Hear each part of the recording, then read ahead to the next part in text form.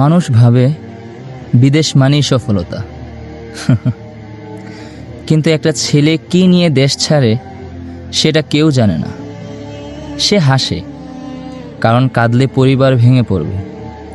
দেশে থাকা মানুষ ভাবে সে প্রতি মাসে অনেক টাকা কামায়, নিজের মতো জীবন কাটায়, কিন্তু টাকার জন্য তাকে কতবার নিজের সম্মান বিক্রি করতে হয় এটা কয়জন বুঝে?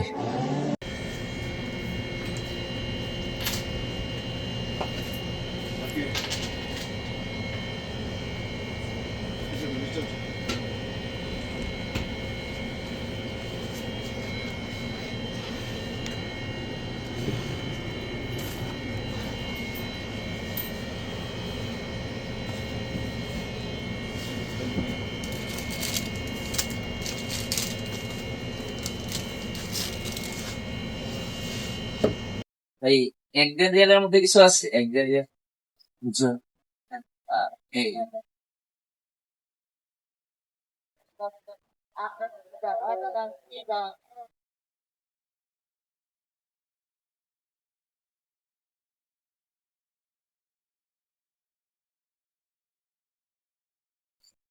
আচ্ছা ভাই, বর্তমানে কি আপনাদের দোকানে কোনো লোক টোক লাগে? আমাদের এখন তো লাগে না, তবে সামনের মতো বলে ঈদের পরে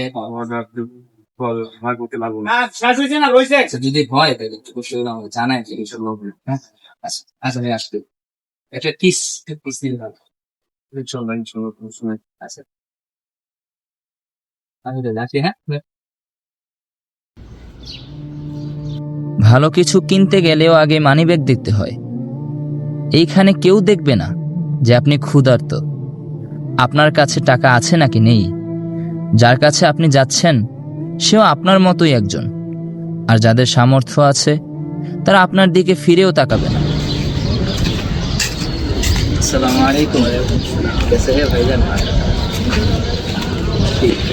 बंधु भाई, मैं तो इस देश में नया हूँ ना, ठीक है। तो फिर मेरे पास कोई काम भी नहीं है, पैसा भी नहीं है, तो आप तो इस देश में पुराना है, कोई काम मिलेगा?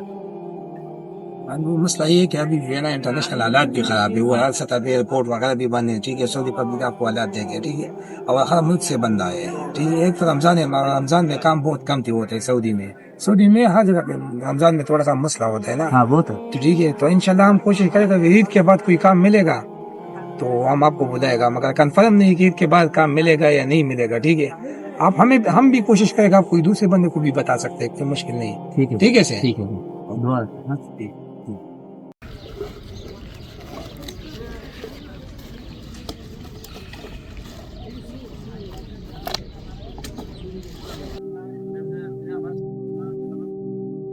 আসসালামু আলাইকুম। ভাই কেমন আছেন? ভালো আছে। আলহামদুলিল্লাহ। ভাই আমি নতুন মানুষ এই দেশের, কি তো এখন আপনার আন্ডারে তো আলহামদুলিল্লাহ অনেক মানুষ কাজ করতেছে, তো আপনাদের কোম্পানিতে বর্তমানে কাজের কোনো সুযোগ আছে কি? এখন মূলত কাজের সুযোগ টাকার সত্ত্বেও দেখা গেছে আপনার এখন নতুন করে কোনো লোক আমাদের কোম্পানি নিতেছে না। যদি সামনে যদি নেই তাহলে বলতে পারবো আর কি। এখন বর্তমানে যারা আছে ফিল আপ আছে, এখন নতুন করে কোনো লোক জয়েন করবেন।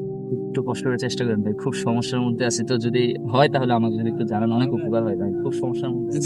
দেখা যাক, যদি সামনেতে যদি আমাদের কোম্পানি কোনো নতুন লোক জয়েন করে তাহলে আপনাকে ইনশাল্লাহ জয়েন করার চিন্তা ভাবনা করবো। কিন্তু এখন আপাতত আমাদের কাছে এখন নতুন করে লোকের কোনো ইয়ে নেই। ঠিক আছে, ভালো থাকে না।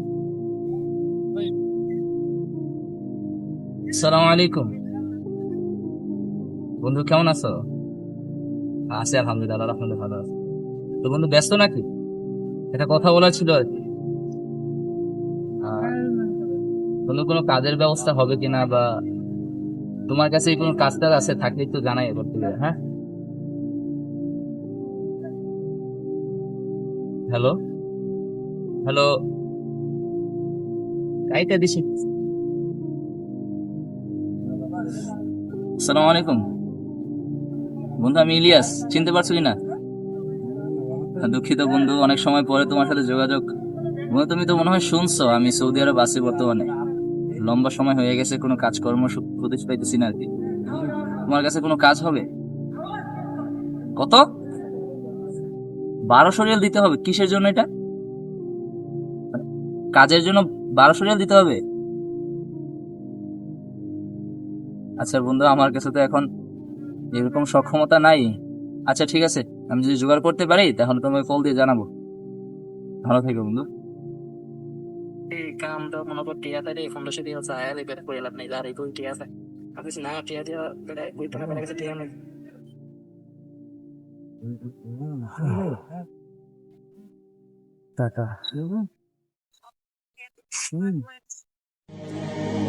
এই দেশে টাকা ছাড়া কোনো কাজ হয় না। আপনি কতটা যোগ্য, আপনার মধ্যে কতটা প্রতিভা আছে তা কেউই দেখবে না। কাজ পেতে হলে প্রত্যেকটা সেক্টরে আপনার পরিচিত লোক থাকতে হবে, কিংবা আপনার কাছে প্রচুর টাকা থাকতে হবে। আপনার কাছে এত টাকা থাকতে হবে যত টাকা আপনি মাসে বেতনও পান না, না হলে আপনি কাজও পাবেন না। এটাই নিয়ম। টাকা দিয়ে আপনাকে এই দেশে আসতে হবে, তারপর আবার টাকার বিনিময়ে কাজে যেতে হবে। তারপর মাস শেষে কষ্ট করার পর আপনি আপনার প্রাপ্য বেতন পাবেন কিনা তার কোনো নিশ্চয়তা নেই। এই অনিশ্চয়তা নিয়েই আপনাকে চলতে হবে।